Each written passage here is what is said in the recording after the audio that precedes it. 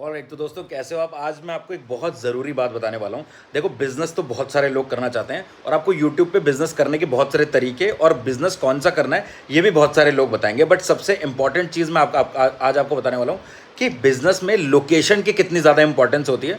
देखो, food business की अगर मैं बात करूँ तो यहाँ पर जो सबसे प्राइमरी चीज़ होती है ना आपके बिजनेस को सक्सेस तक ले जाने के लिए, वो आपके बिजनेस की लोकेशन होती है। और ये बात मैं क्यों कह रहा हूँ, सबसे पहले मैं आपको एक छोटी सी चीज़ बताता हूँ। देखो, रिसेंटली मेरे घर के पास में एक कैफ़े खुला है। मैं रिसेंटली वहाँ पर विजिट किया। मैंने उनका देखा कि वहाँ पर उन्होंने ऑफर चला रखा था कि एवरी मंडे जो उनका 40 रुपीज़ वाला बर्गर है वो 20 का मिलेगा, मतलब 50% डिस्काउंट।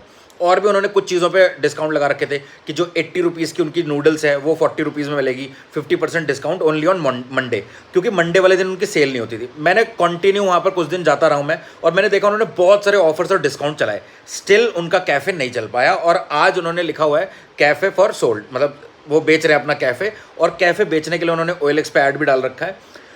मैं यहाँ पर आपको समझाना सिर्फ इतना चाहता हूँ कि अगर आपका फूड बिजनेस किसी ऐसी लोकेशन पे है जहाँ पर फुटफॉल ही नहीं है, कस्टमर ही नहीं है, तो वहाँ पर आप कितने भी ऑफर चला लो, डिस्काउंट चला लो, लेकिन आपका रेस्टोरेंट कैफ़े नहीं चल पाएगा।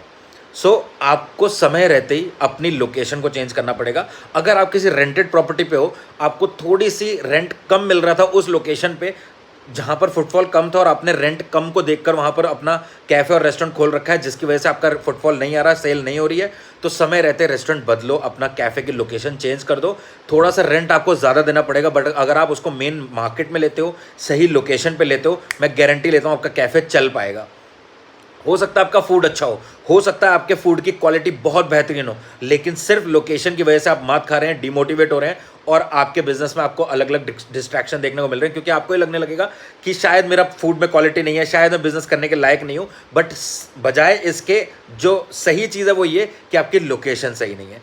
मैं आपसे एक बड़ा भाई और एक छोटा भाई होने के नाते सिर्फ इतना कहना चाहता हूँ, अगर आप अपने जीवन में सक्सेस को पाना चाहते हैं तो अपने बिजनेस में निराश, हताश, परेशान होने से बेहतर है आप अपने बिजनेस को ना चलने के जो भी रूट कॉज हैं उनको सही से आइडेंटिफाई करें।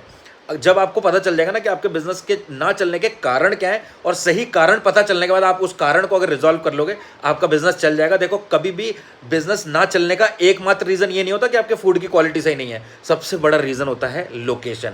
भाई, जब कस्टमर ही नहीं है तो खरीदेंगे कैसे? जब आपको लोग जानते ही नहीं है तो आपके पास आएंगे कैसे? सोशल मीडिया प्रेजेंस बहुत ज़्यादा ज़रूरत है, तो अपने बिजनेस की सोशल मीडिया प्रेजेंस ज़रूर क्रिएट करो। इंस्टाग्राम पेज बना लो, यूट्यूब पे पेज बना लो, चैनल बना लो, और वीडियोस, छोटे छोटे शॉर्ट वीडियोस क्रिएट करने लग जाओ कि आज हमारे कस्टमर्स बहुत ज़्यादा खुश हुए और कस्टमर का फीडबैक मैं आपको दिखा रहा हूँ। आज हमारे रेस्टोरेंट में हमने नई जो प्रोडक्ट है वो लॉन्च किया है, बहुत सारे तरीके हैं। अच्छा बिजनेस करोगे, बहुत जल्दी आगे बढ़ो।